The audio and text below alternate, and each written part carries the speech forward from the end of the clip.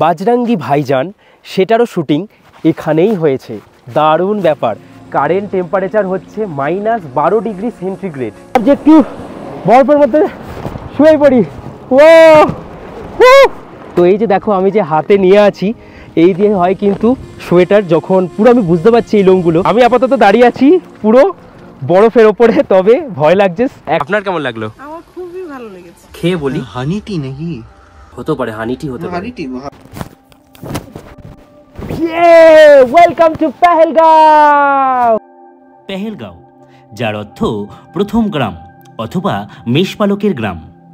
Zojila pass অতিক্রম করে লাদাখ পার হয়ে অমরনাথ দর্শন করে কাশ্মীর যাওয়ার পথে এটি প্রথম গ্রাম। মূল আকর্ষণ আঁকাবাঁকা খরস্রোতা লিডার নদী। হ্যাঁ, আজকের গল্প পেহেলগাঁও নিয়ে। এই সময়টা হচ্ছে বরফপ্রিয় মানুষদের জন্য মরশুমে ভরা একটা সময়। বেরিয়ে পড়লাম তাই দুপুরবেলা পেহেলগামের উদ্দেশ্যে। বরফ দেখার ইচ্ছে পেহেলগাঁওতে অনেক দিন ধরেই ছিল, তাই দেখব পেহেলগাঁওতে গিয়ে বেতাব ভ্যালি, লিডার নদী, আরু ভ্যালি ও চন্দনবাড়ি। তাই আজকের গল্পটা শুরু করছি কাতরা থেকে পেহেলগাঁওয়ের উদ্দেশ্যে। যারা যারা আগের পর্বগুলো দেখোনি তারা গিয়ে আমার চ্যানেলে দেখে আসতে পারো। হাই সবাই, কেমন আছো? জিরাট থেকে তোমার বন্ধু প্রীতম, আরও একটা নতুন ভিডিওতে নতুন টেস্টে। এখন সময় আপডেট হচ্ছে সকাল 10টার কাছাকাছি। বেরোতে বেরোতে একটু লেট হয়ে গেল, কারণ আজকে সকালবেলায় এসছি। দেখেছো তোমরা আগের ভিডিওতে যে আমি বৈষ্ণব দেবী দর্শনে গেছিলাম, তাই বৈষ্ণব দেবী দর্শন করে এসে একটু রেস্ট তো করতেই হবে। তাই 3 ঘন্টা মতন ঘুমালাম। ঘুমিয়ে এখনই রুম থেকে চেক আউট করে নিচ্ছি। এই হচ্ছে রুম, দেখে নাও। এই রুমটাতে ছিলাম, যেটায় গরমকালের সময় এসিও থাকে, কারণ কাতরাতে একটু গরম থাকে। তবে আজকের থাম্বনেল দেখে তোমরা বুঝে গেছো, প্রথমবার আমার জীবনে এই যাচ্ছি পেহেলগাঁও, যেটা অনন্তনাগ এখানের যে জেলা আছে, অনন্তনাগ জেলার একটা গ্রাম হচ্ছে এই পেহেলগাঁও। এই পেহেলগাঁওকে বলা হয় মেষ পালকদের গ্রাম, এছাড়াও পাহালগাম এরকমও বলা হয় এই পেহেলগামকে। আজকে এখান থেকে প্রায় 210 কিলোমিটার দূরে যাব। যেতে যেতে হয়তো একটু রাত হয়ে যাবে, দেরি হয়ে গেল, কিছু করার নেই, সময়ও কম আছে যেহেতু, তাই এইভাবেই প্ল্যানটাকে সাজিয়েছি। আর ওখানে হোটেলও বুক করা আছে, তোমাদেরকে সমস্ত কিছু তো দেখাবোই। আজকের জার্নিটা এখান থেকে আগে শুরু করি। তাহলে চলো হোটেল থেকে বেরোনো যাক। আর হোটেলে যেহেতু ব্রেকফাস্টও আছে আমাদের এই প্যাকেজের মধ্যে, তাই হোটেলের ব্রেকফাস্ট করেই আমরা এখন বেরোবো। হোটেলের ডিটেলস ডেসক্রিপশানে দেওয়া আছে। তো এই হচ্ছে দেখো সকালের আজকে আমাদের ব্রেকফাস্ট, যেটা এর মধ্যে ইনক্লুডেড থাকে। সকালের ব্রেকফাস্টে সুজি, চিড়ে, বাটার টোস্ট, এইগুলো সমস্ত অপশান সকালবেলা এই বাফেটে থাকে। তবে আজকে মিস করে গেছি, কিছু করার নেই, আমাদের এগুলো খেয়ে এখন বেরোতে হবে। খাবার দাবার বেশ ভালোই খেতে, দারুণ টেস্ট। আমরা আজকে টোটাল 4 জন ঘুরবো। এই গাড়িটাকে বুক করলাম, আর এই আমাদের হোটেলের সামনেই একদম গাড়ি চলে এসছে। তো চলো গাড়িতে লাগেজপত্র উঠিয়ে দিই। ওপরেও লাগেজ রাখার জায়গা আছে, পেছনেও আছে। তো উঠে তারপরে পেহেলগাঁওর জন্য বেরিয়ে যাই। এখন যাব আমরা পেহেলগাঁও। আর এই দেখো বৈষ্ণব দেবী ওঠার জন্য এই যে জায়গাটা, দেখো কি সুন্দর। চলো তাহলে আমরা এখন এই যে কাতরাকে বাই বলে বেরিয়ে যাচ্ছি। বৈষ্ণব দেবীর আশীর্বাদ নিয়ে পেহেলগাঁওতে যেন ঠিকঠাক পৌঁছে যাই, এটাই চাই। পেহেলগাঁও এখান থেকে অনেক দূরে, প্রায় 200 কিলোমিটারের ওপরে। রাত হয়ে যাবে নাকি। সিকিমের সৌন্দর্য এক জায়গায় আর কাশ্মীরের সৌন্দর্য আরেক জায়গায়। এখানের যে ভ্যালিগুলো না, এগুলো দেখার মতো। এই যে দেখা যাচ্ছে এই ভ্যালিগুলো কিন্তু খুব ভালো লাগে। আর সিকিমের পাহাড় হচ্ছে আরও উঁচু উঁচু, যেগুলো আমরা পাবো সোনমার্গ, গুলমার্গ, পেহেলগাঁওতে গিয়েও পাবো। Welcome to district Udhampur. দেখো আমরা এসে পৌঁছালাম পেহেলগাঁও যাবার পথে। এটা হচ্ছে শ্রী শনিদেব। শনিদেব হচ্ছেন এখানে আছেন।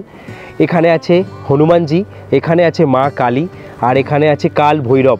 তো এই মন্দিরটাই দেখতে এলাম।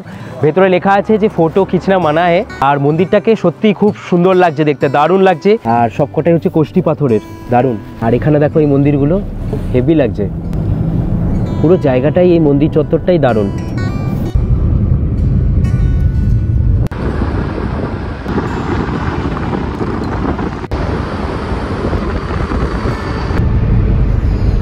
এখন যে এই জায়গাটা ক্রস করছি, প্রায় 9.5 কিলোমিটার লম্বা একটা সুড়ঙ্গ, বিভৎস। মানে ভেতরে শুধু মনে হচ্ছে যেন অক্সিজেন লেভেলটা অনেকটা কম আর প্রচুর গরম, তবে অনেক লম্বা এই সুড়ঙ্গটা। সত্যি কীভাবে বানিয়েছে এই জায়গাগুলোকে, পাথর কেটে পাহাড়ের মাঝখান দিয়ে, ভাবা যায়? এই হচ্ছে কিন্তু জম্মু কাশ্মীর।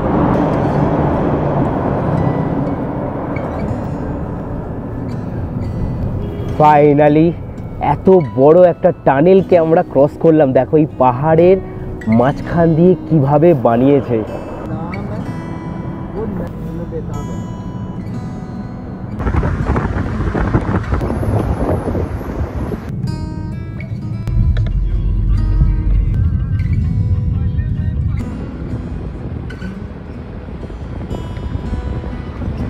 এখন সময় আপডেট হচ্ছে সন্ধে 6:12, আর এখন আমরা বানিহালের যে সব থেকে বড় টানেল, সেই টানেলটাকে ক্রস করছি।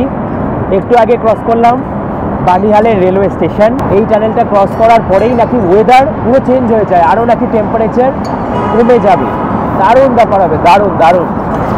এখন সময় আপডেট হচ্ছে প্রায় 7টার কাছাকাছি, আর এখন আমরা গাজীকুণ্ড সেই খাওয়া দাওয়া করে বেরিয়েছিলাম, তারপর থেকে কিছু খাওয়া হয়নি। এখানে প্রচুর এরকম দোকান আছে যেখানে কিছু খেয়ে নিতে পারবো।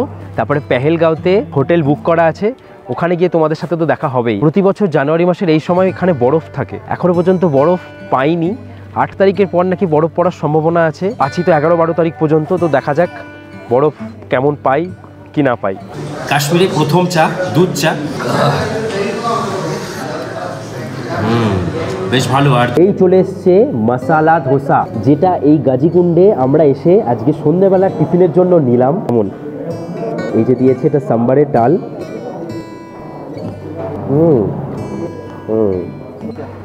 এই হচ্ছে কারেন্ট টেম্পারেচার 3 ডিগ্রি সেন্টিগ্রেড এই গাজীকুণ্ডের। মানে প্রতি বছর এই যে ঠান্ডার টাইমটাতে প্রায় মাইনাসে থাকে, মাইনাস।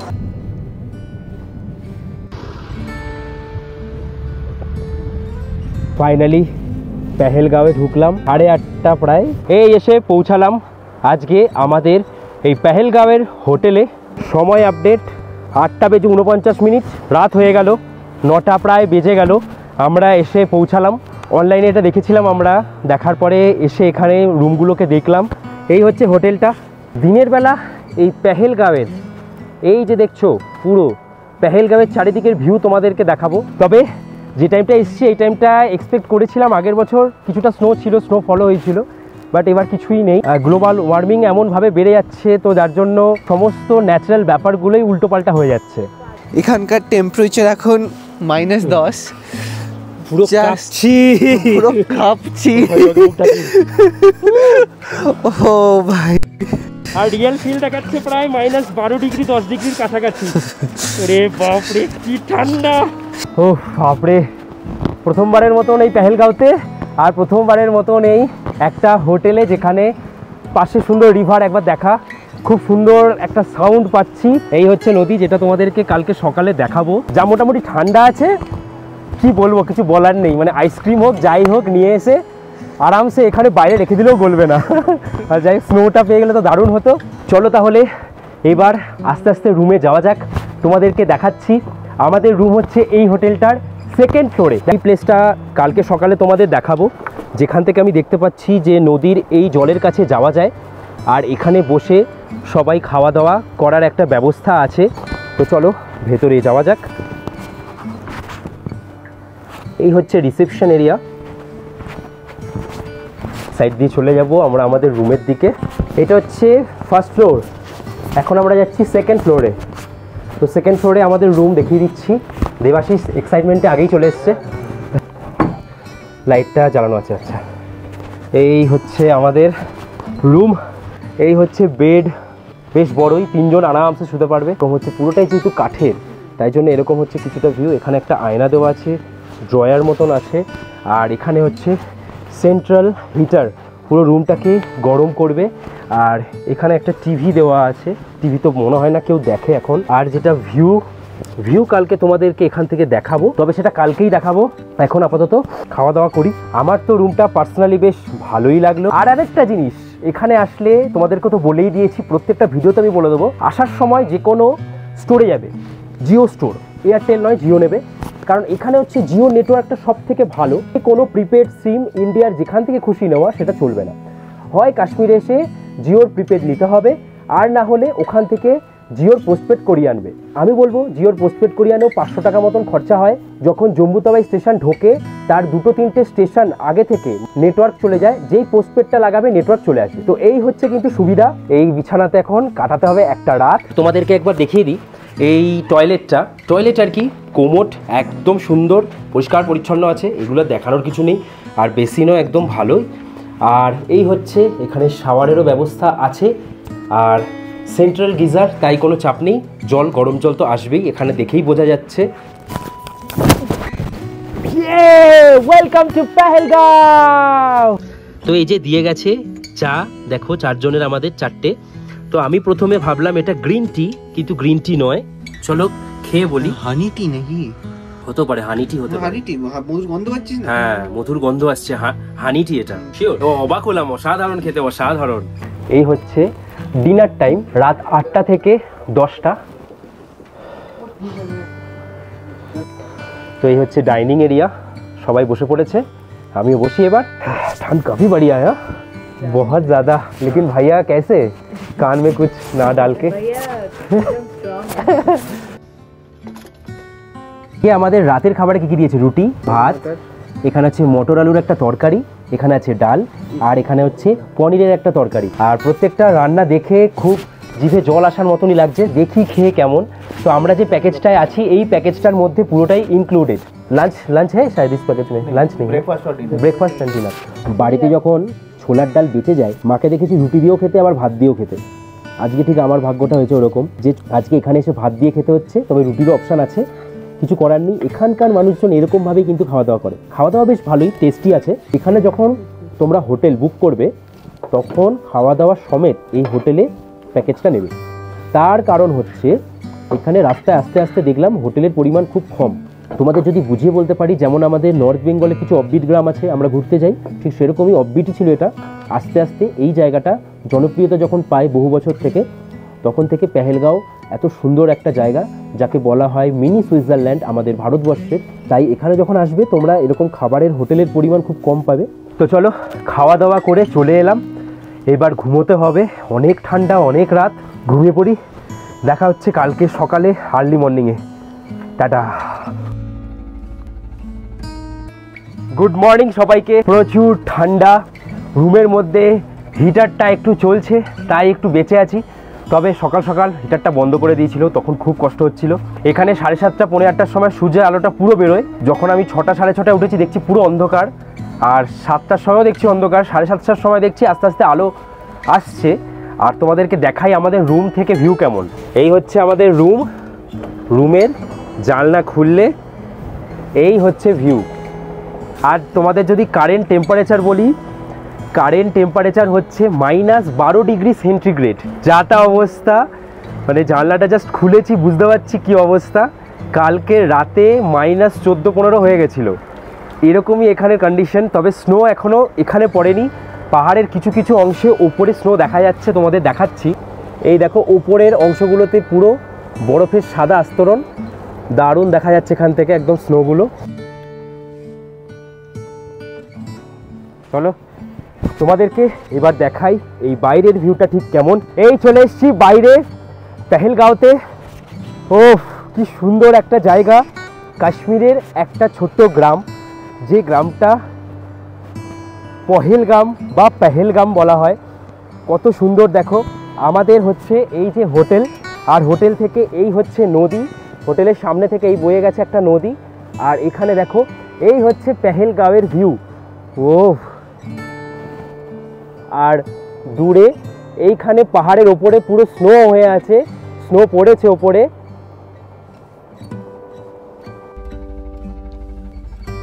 গুড মর্নিং সবাইকে। প্রচুর ঠান্ডা, রুমের মধ্যে হিটারটা একটু চলছে, তাই একটু বেঁচে আছি। তবে সকাল সকাল হিটারটা বন্ধ করে দিয়েছিল, তখন খুব কষ্ট হচ্ছিল।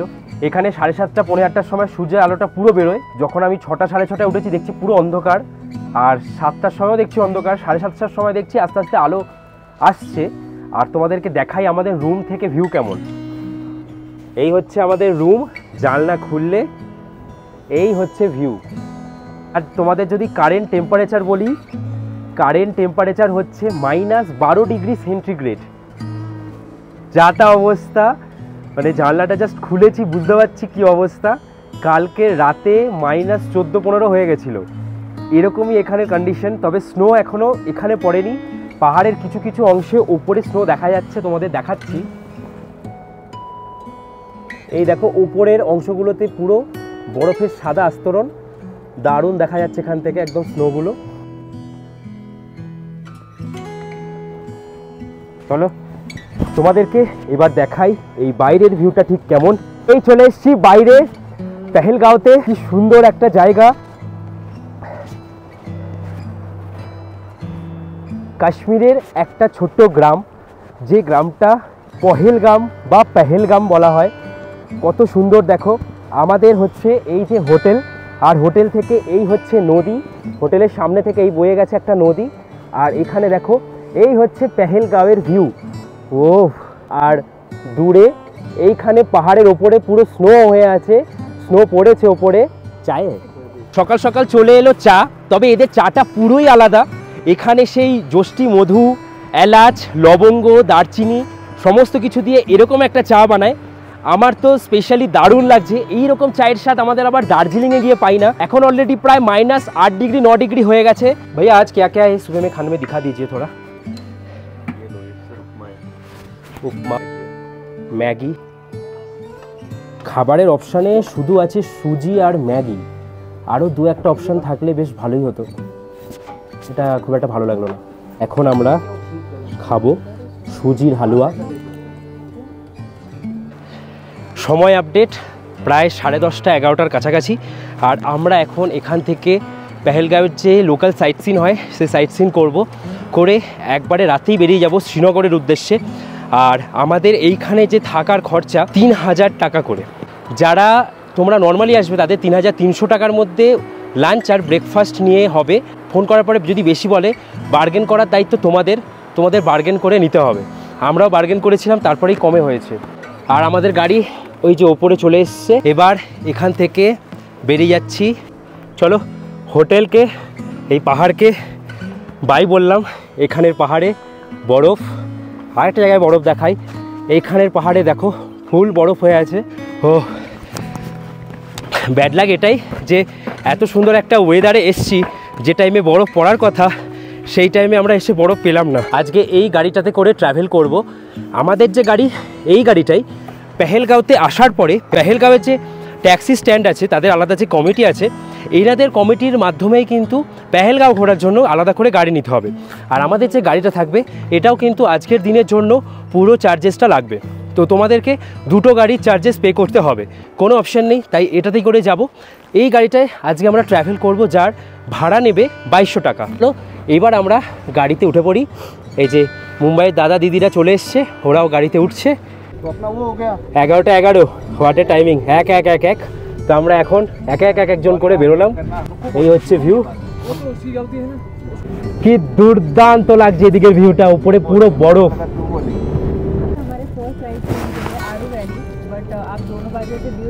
আড়ু ভ্যালি যখন বন্ধ থাকে তখন এই জায়গাটায় সবাই দেখতে আসে। এটা হচ্ছে টুয়া পার্ক বললো। ও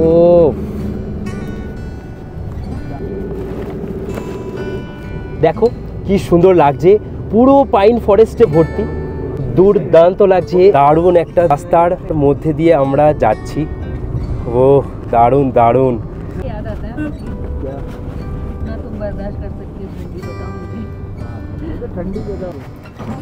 ও দেখো দারুণ দারুণ।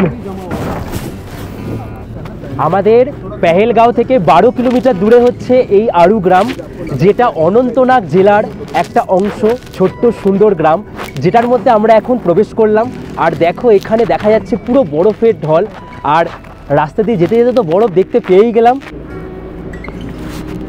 এই যে আমরা চারিপাশে যে জমিগুলো দেখতে পাচ্ছি, এখানে যে পশু পাখিরা আছে সেই পশু পাখিদের খাবারের যে বিভিন্ন রকমের বীজ হয়, চারা হয়, কাশ্মীরের সবথেকে বড় বীজ আর চারা বানানো হয় এই আড়ু গ্রামে। এসে পৌঁছালাম এই আড়ু গ্রামের আড়ু ভ্যালির কাছে। কি সুন্দর দেখো, ওরা এখানে খেলাধুলা করছে। আমাদের ব্যাড লাক, একটু একটু বরফ দেখতে পাচ্ছি, তবে বরফটা আর একটু বেশিই থাকে অন্য সময়। প্রতি বছর এরকম সময় প্রচুর বরফ থাকে। তবে আড়ু ভ্যালি, যে কোনো রকম ভ্যালি, এখানে পেহেলগাঁওয়ের যে দৃশ্য সেটা হচ্ছে গরমকালে যখন হচ্ছে বৃষ্টির সময় গ্রিনারিতে ভরে যায় তখন সবথেকে বেশি ভালো লাগে। মানে এপ্রিল, মে, জুন এই সময়টা হচ্ছে এইগুলো দেখার জন্য দারুণ। দেখো কেমন শুকনো শুকনো হয়ে গেছে, চারিদিক শুকিয়ে গেছে। তবে বরফ যদি পড়ে থাকতো তাহলে আরও ভালো লাগতো। এবার বললো যে বরফ পড়তে একটু নাকি সময় লাগবে, তাই জন্য বরফ এখনও পাওয়া যায়নি, কিছু করার নেই। দেখো সব ড্রাই ফ্রুটস, দেখো কত রকম ক্যাটাগরি ড্রাই ফ্রুটস এখানে পাওয়া যাচ্ছে।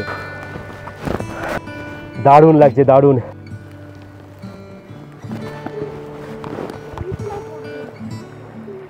দাঁড়ানো যাচ্ছে না।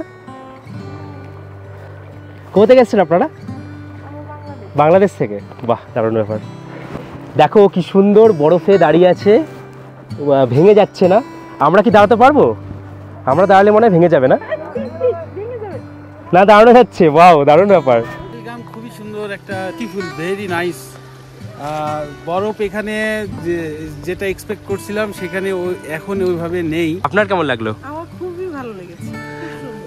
আমি আপাতত দাঁড়িয়ে আছি পুরো বরফের ওপরে, তবে ভয় লাগছে। একটা পা ওই জন্য ওপরে রেখেছি, ট্যাক করে ঢুকে গেলেই জলের মধ্যে।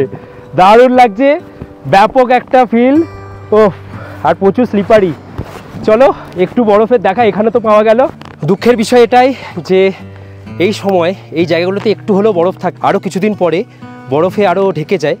এইখানটাতেই অনেকে রিলস বাগেরা সমস্ত কিছু বানায়, তবে কিছুই নেই। Bad luck. মানে ওয়েদার কখন কি বলে কিছুই বোঝা যায় না। এটা পুরোটাই হচ্ছে এই গ্লোবাল ওয়ার্মিং। যাই হোক, আমরা পরিবেশকে বাঁচাতে পারছি না, তাই বৃষ্টির সময় হয় গরম, গরমের সময় হয় বৃষ্টি, শীতের সময় হয় বৃষ্টি, এগুলো হয়ে আসছে। কত ভেড়া দেখো। ও, কাশ্মীরের যে বিভিন্ন রকমের পশমের ড্রেসগুলো হয়, এদের গায়ের এই লোমগুলো আছে, এগুলো থেকেই তৈরি হয়। দেখো লোমগুলো অনেক ছেটে ফেলা হয়েছে, অনেকের গায়ে আছে। दारुण व्यापार, दारुण। तो इसमें से वो स्वेटर वगैरह सब कुछ होता है? अच्छा, তো এই যে দেখো আমি যে হাতে নিয়ে আছি, এই দিয়ে হয় কিন্তু সোয়েটার। যখন পুরো আমি বুঝতে পারছি এই লোমগুলো, এরকম সোয়েটার আছে আমার। আড়ু ভ্যালি দেখে আমরা এখন বেরিয়ে যাচ্ছি। এখন আমাদের গন্তব্য হচ্ছে চন্দনবাড়ি, যেখান থেকে অমরনাথ যাত্রার বেস ক্যাম্প, সেখানে আমরা এখন পৌঁছে যাব। আর চন্দনবাড়িতে আমরা গিয়ে এখন বরফ পাবো, দারুণ ব্যাপার।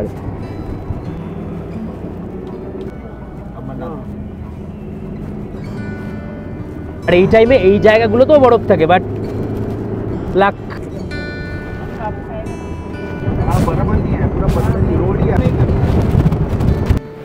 এই হচ্ছে অমরনাথের যে বেস ক্যাম্প। দেখো এখান থেকেই শুরু হয় বেস ক্যাম্প, সবাই আসে, লেখা আছে দেখো, ওয়েলকাম টু ইয়াত্রীজ। তো এটাই হচ্ছে সে চন্দনবাড়ি। এখন এখান থেকে 1 কিলোমিটার। তো এখানেই সমস্ত কিছু চেকিং বাগেরা হয়, সমস্ত কিছু চেকিং এখানে হয়ে যায়। আর এই যে এটা আবার এবছর লেখা হবে 2024। এই যে জায়গাটা দেখছো, এই জায়গাটা হচ্ছে চন্দনবাড়ির মেন মার্কেট, কিন্তু এটা এখন বন্ধ থাকে। যখন অমরনাথ যাত্রাটা হয় তখনই হচ্ছে কি এই জায়গার সমস্ত দোকানগুলো ওপেন করা হয়, খোলা থাকে।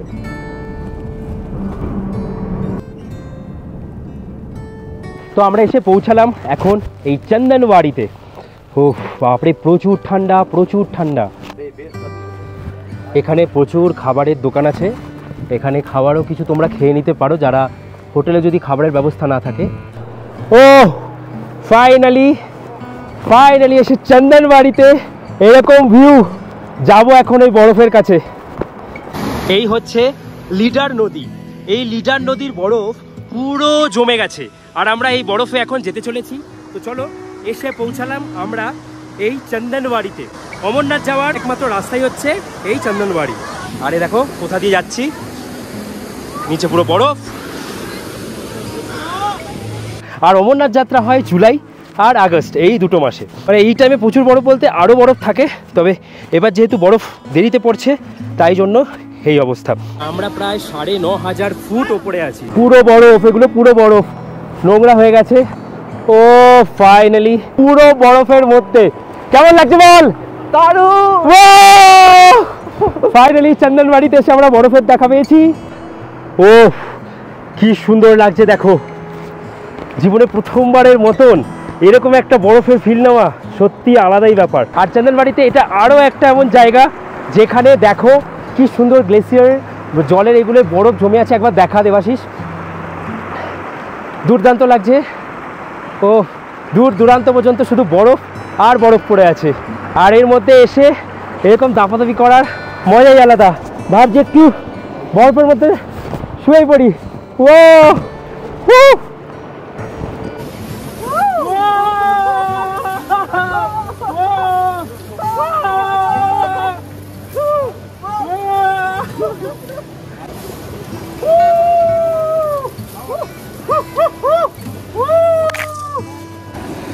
ও পুরো কুলফি কুলফি বরফ হয়ে আছে, দারুণ লাগছে একদম। এগুলো দিয়ে বানাবো বরফ আর লেবু দিয়ে, এখন খাবো আমরা।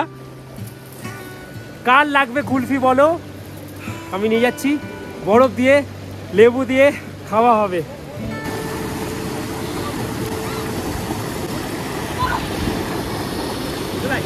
খুব প্রচুর, আর কি বলার আছে, আজকের ট্যুর সাকসেস। বরফ এখানে পেয়েছি, দারুণ মজা হয়েছে।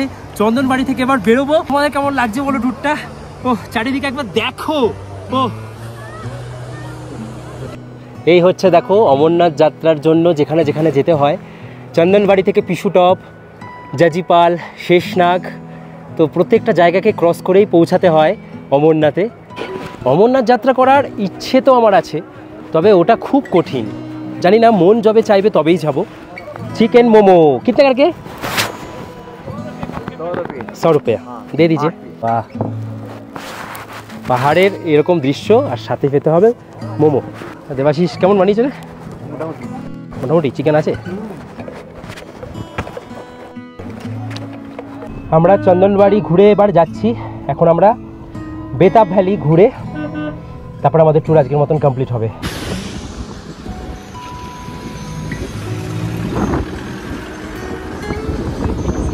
আপডেট 2:56 আমরা এসে পৌঁছালাম বেতাব ভ্যালি। এই দেখো কি সুন্দর লাগছে জায়গাটা। সুন্দর এই জায়গাটা তখনই হয় যখন এপ্রিল, মে, মার্চের পর থেকে। তখন হচ্ছে কি হয়, এই জায়গাটা পুরো গ্রিনারিতে ভরে যায়।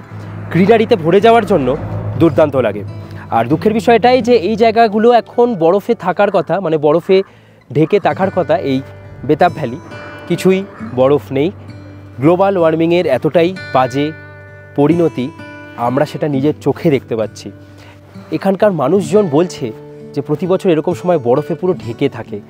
কম বরফ নয়, অনেক বরফ। আরেকটা কথা বলি, এই বেতাব ভ্যালির নামকরণটা কি করে হয়েছে। সানি দেওয়ালের যে 1983 সালে বেতাব সিনেমাটা হয়েছিল, সেই বেতাব সিনেমা সানি দেওয়ালের ডেবিউ ফিল্ম ছিল, আর এই জায়গাটায় শ্যুট হয়েছিল। তারপর থেকে এই জায়গাটার নাম দিয়ে দেওয়া হয় বেতাব ভ্যালি। আর বাজরাঙ্গি ভাইজান সেটারও শ্যুটিং এখানেই হয়েছে। দারুণ ব্যাপার। এই জায়গাটাতেই আমরা এসে পৌঁছালাম। তবে কাশ্মীর তো একবার নয় আরও আসবো, এখনও চাইলে যেতে পারি। 100 টাকা করে টিকিট। তো আমরা ভাবলাম যে এখানে নিচে গিয়ে কোনো লাভ নেই, কিচ্ছু নেই এখন দেখার মতন। পরে যখন আসবো গ্রিনারিতে, তখন এসে বেতাব ভ্যালি হোক বা প্রথম যে পয়েন্টটায় আমরা গেছিলাম, প্রত্যেকটা জায়গাকেই তখন বেশি ভালো লাগে। দেখো এই জায়গাটা থেকেই ঢুকতে হয় বেতাব ভ্যালি। তো আমরা আর গেলাম না, যেহেতু এখন দৃশ্যটা অতটাও ভালো লাগছে না, আর মানুষজন তেমনভাবে যাচ্ছে না। রাস্তায় দাঁড়িয়েই সবাই বেতাব ভ্যালি দেখে নিচ্ছে। আমরা যে গাড়িটায় করে বেতাব ভ্যালি, চন্দনবাড়ি এগুলো যে ঘুরে এলাম, ঘুরে আসার পরে আমাদের যে পুরনো গাড়ি, মানে আমাদের সাথে রোজ যে গাড়ির দাদা আছে, সেই দাদা এখানে দাঁড়িয়েছিল এই জায়গাটায়। এটা হচ্ছে পেহেলগাঁওয়ের মেন মার্কেট এরিয়া। তো আমরা এখন এই জায়গাটাতে আছি। তো এখন এই জায়গাটা থেকে আমরা কি করলাম, আজকে চেক আউট করে গেলাম। হোটেল থেকে চেক আউট করে গেছি। চেক আউট করে এখান থেকে গাড়ি নিয়েও আমরা বেরিয়ে যাচ্ছি একদম শ্রীনগরের উদ্দেশ্যে। চলো রেডি থাকো তোমরা নতুন গল্পটার জন্য। আশা করি তোমাদের বেশ ভালোই লাগবে। তোমরা ভালো থাকো, খুব ভালো থাকো, আরও ভালো থাকো। বরফকে বাই বলে, পেহেলগাঁওকে বাই বলে চলো টাটা। আসবো আবার কখনো গ্রিনারির মধ্যে। এটা দেখালাম তোমাদের বরফের মধ্যে। দেখা হচ্ছে পরের ভিডিও। 1999 সালে কার্গিলের যে যুদ্ধ হয়েছিল, সেই যুদ্ধের সময় এই জায়গাটা সেনাবাহিনীরা খুব গুরুত্বপূর্ণ একটা জায়গা হিসেবে ব্যবহার করেছিল। Sonmarg, welcome welcome welcome. সোনমার্গে তোমাদের সবাইকে ওয়েলকাম।